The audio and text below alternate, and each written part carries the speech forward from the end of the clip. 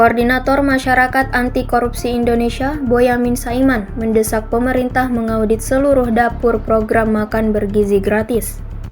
Desakan tersebut disampaikan setelah muncul dugaan keterlibatan partai politik dan oknum legislatif dalam pengelolaan dapur di bawah Badan Gizi Nasional. Menurut Boyamin, keterlibatan pihak yang memiliki fungsi pengawasan berpotensi menimbulkan benturan kepentingan dalam pelaksanaan program.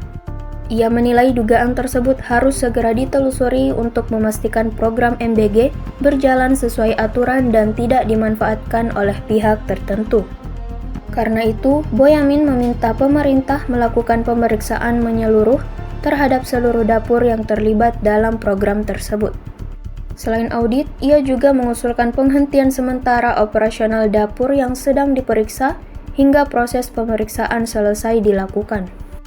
Boyamin menegaskan dapur yang terbukti memiliki keterkaitan dengan pejabat publik, anggota legislatif, maupun pihak internal BGN harus ditutup agar kepercayaan masyarakat terhadap program gizi nasional tetap terjaga. Download Tribun X sekarang, menghadirkan lokal menjadi Indonesia.